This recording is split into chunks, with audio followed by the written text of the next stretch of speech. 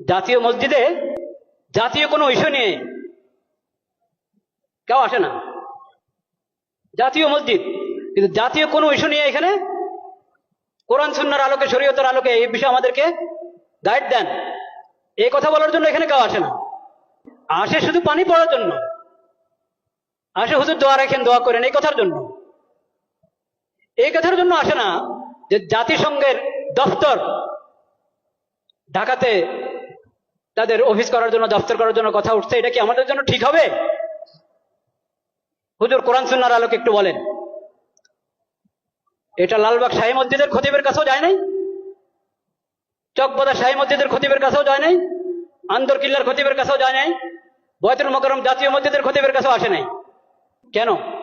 আল্লাহ ইমাম এবং খতিবকে কেন ইমাম বানিয়েছেন এটা তারা জানেই না, বুঝেই না।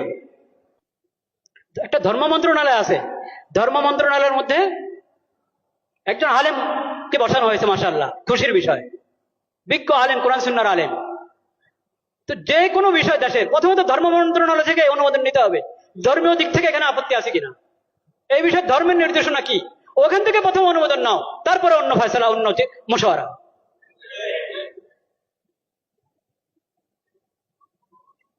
লজ্জা মরে যাওয়া উচিত বাংলাদেশিদের, যে তাদের কাছে কোরআন হাদিস থাকতে, নবীজির সিরত থাকতে, তাদেরকে মানবতা শিখাতে আসছে পশ্চিম দেশ থেকে।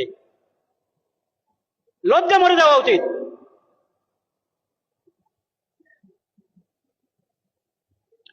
আমরা আল্লাহকে সাক্ষী রাখছি, আমরা এসব অপকর্মের সঙ্গে বিলকুল আমরা সম্পর্কযুক্ত না।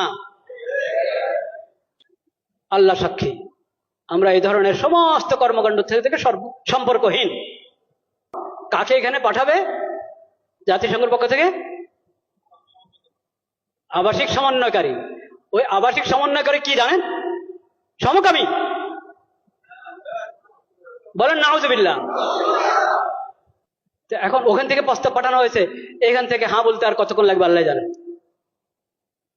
যদি বিবেক থাকে, যদি বর্তমান সরকার ভালোই তো করছিল, অনেক কাজ তো ভালোই করছিল, সুন্দর করছিল, এই শেষ সময় যদি নিজের ইজ্জত রেখে যেতে চায়, তাহলে তাদেরকে এই দপ্তর এর ফয়সালা উদ্রহ করতে হবে এবং এই ধরনের এই বিকৃত মস্তিষ্ক লোকদেরকে, বেহায়া বেলাদা লোকদেরকে এই দেশে আসার অনুমতি দেওয়া থেকে বিরত থাকতে হবে।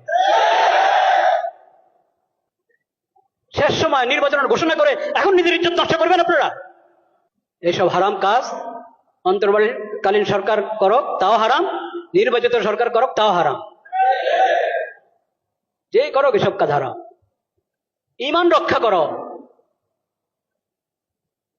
ঈমান রক্ষা করো, চরিত্র রক্ষা করো।